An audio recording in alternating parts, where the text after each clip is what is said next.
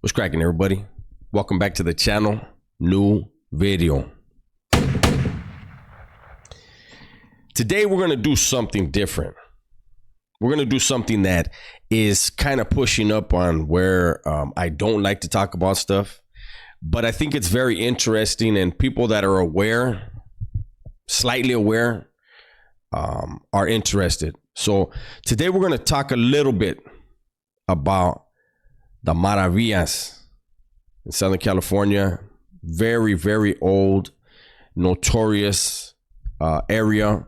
The Maravillas make up almost, I think, about 19, 20 cliques, different cliques of Maravilla.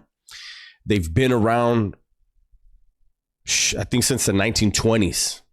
So that area, those barrios right there, or whatever you want to call them, cliques, barrios, they're 100 years old. And so when I talk about how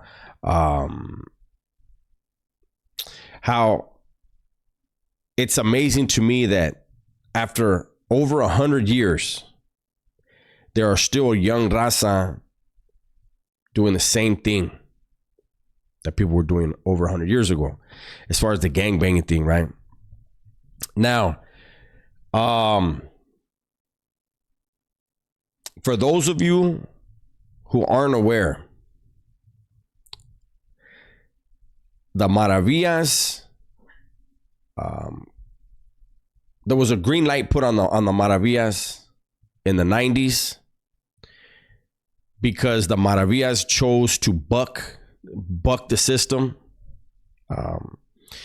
They didn't want to be, they didn't want to participate in certain activities that all of the other barrios in LA and all over Southern California were participating in, right? And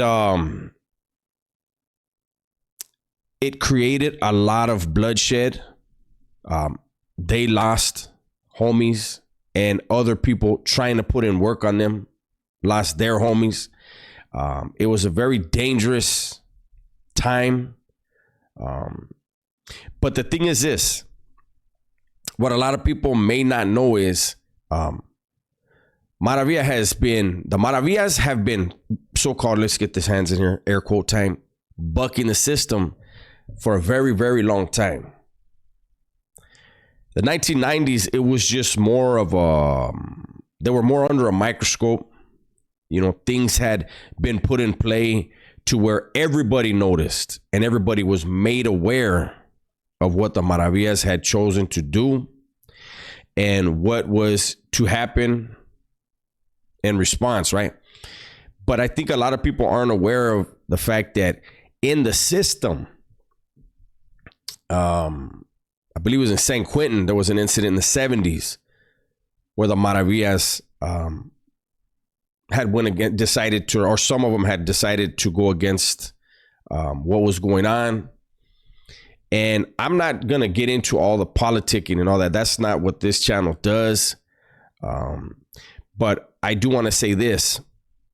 I've spoken to vatos from Maravilla when I was in the system, as well as dudes from White Fence. And I'll talk about the White Fence thing in a second. But I know there was a feeling when I talked to the older cats from Maravilla. They felt like, hey, that's firme. You know, people want to do whatever they want to do, but they had this I don't want to say arrogance, because it wasn't arrogance, but they had this belief that, hey, it's firme, these vatos, created this thing, but the Maravillas were around before all that. So how do we fall in line like that? How do we, they had a mindset, man, where it was extremely dangerous. And they made that decision, and they decided, hey, we're willing to stick it out for the long haul. And they stuck it out as long as they could. But the way things are in Southern California, you can only buck the system so long.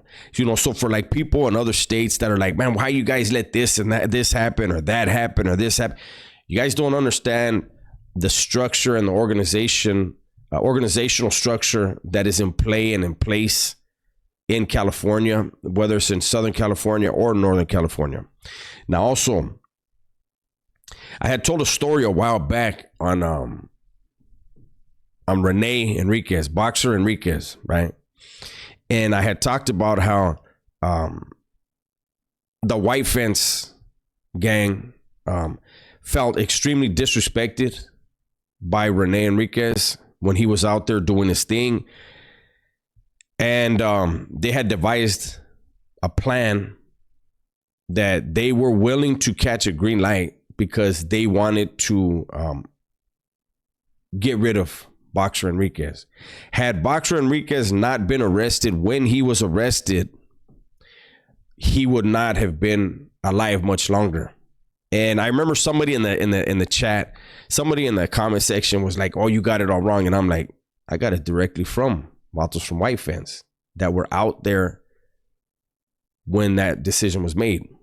One of them told me that he had been in a dope spot. He went in the house.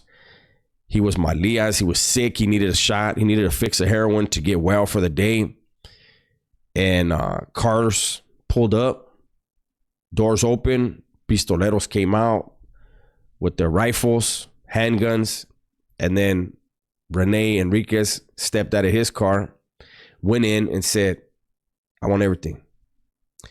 And everybody in that house was from White Fence.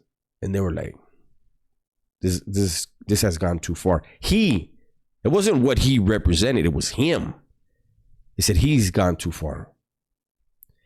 And I remember when I was told this in the joint, right? I was like, damn, Holmes, you guys got balls to do that, right? Like, if you would have done that, it would have been all bad. And he was like, yeah, but it was already all bad for us. The way that that this one individual was making them feel, they were like, we can't feel like that. And just like with the Maravillas that I spoke to, the Vatos from White Fence that I was talking to that were telling me this story in confidence, they were like, hey, we've been around too long. Like, how are we supposed to allow that? That guy, because they had a legend from their neighborhood and they were like, he doesn't treat us like that. So it had nothing to do with the legends per se. It had everything to do with the individual and the fact that the individual was not from White Fence and was pushing his weight around. And we all know what wound up happening later. And I'm sure had he been killed, had their plan gone through, it would have been bad for their barrio. But all the damage that was done later would have never been done. I really believe that because of Rene, the prison system changed because of that one individual. He was that intelligent and knew that much to where he told them do these certain things, and it will create some it will create problems. And I to this very day believe stopping group yards and putting everybody in dog kennels, I don't know if it was his idea, but I wouldn't put it past him because that was fucking brilliant. When we had group yard vatos that had no business opening their mouth, did not dare open their mouths because they knew they would get whacked immediately. There ain't nobody playing in the oil and that seg and the whole, nobody's playing games, period. But when they made the dog runs and vatos realized, well, wait a minute, now I can put my 2 cents in and nobody can touch me. And a lot of times dudes would cloud up investigations that were being ran on certain vatos, like, hey, this vato over here, this and this and that, and this vato here's about it. Well, hey, Holmes, look, well, what about this and that? Now you got to look into that. It slows it down for his friend to try to fucking get some relief from somewhere else. But anyways, this video was just basically on, I just wanted to talk about how these things happened and the mentality, the Maravillas, I met a lot of good dudes from Maravilla. And also I want to say this, because people had asked me, and anybody that's been in the joint knew, but when the Maravillas had their green light, that was something that went into the county jails, lasted through the county jails. And once the Vatos hit the joint in California, once they hit prison, it didn't follow them. Was there mistrust? Absolutely. Because there was a group that was formulated, basically, I'm not going to get into all that, within the Maravillas, that those guys, it was still like, if you know he's one of them, then, do whatever. And, but I remember being in New Folsom, and there was a homie from Maravilla. And I've talked about where the bus came, and certain bus came and went to C facility in New Folsom, and the so-called raza from Southern California on C facility went to the Northerners and said, hey, you might not want to have these dudes here. Excuse me. The Northerners in turn turned around and whacked 3 Vatos that had just got off the bus. And in response, the only response to that incident was a homie from Maravilla and his celly razored up, hit some Northerners with razor blades. That was the only retaliation that we heard of, and then everything went back to normal, I guess. And I remember the homie from Maravilla came to the building that I was in.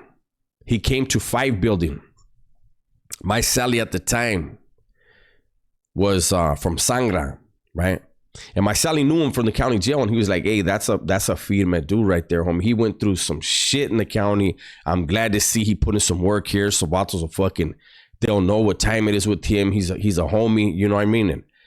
And so he was cool, right?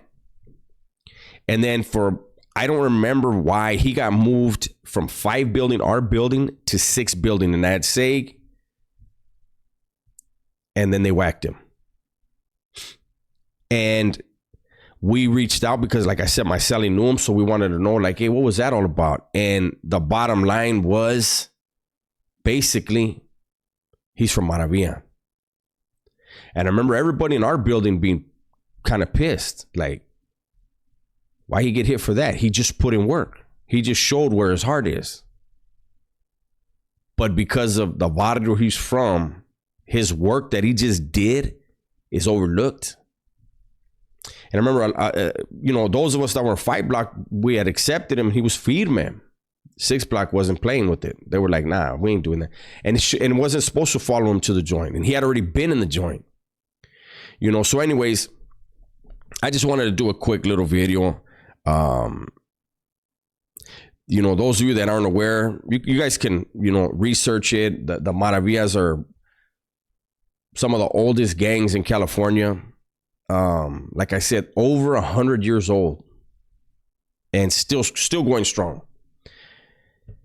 For raza, a barrio isn't necessarily a gang. To me, a barrio and a gang are 2 different things. A barrio is where you grow up, right? A gang, to me, you can be, there's certain people that are from gangs that they didn't grow up in that area. Maybe they went to a school where them dudes went and they lived a little, distance away and they had to take a bus or ride a bike or something to get there. But the barrios of Maravilla, a lot of the barrios that are still around that are over 100 years old, my thing is this: when are we going to figure out a way to get our youth, our kids, our nephews, nieces, grandchildren, whatever it is, to believe that they can be a whole lot more than a new generation of something over 100 years old? I'm going to leave on that note. Hopefully you guys enjoyed the video. If you did, do me a favor, hit the like, leave a comment, and share it with somebody you think would be interested in it. With that said, everybody, please be safe, be smart, and tell the ones you love that you love them. I'm out.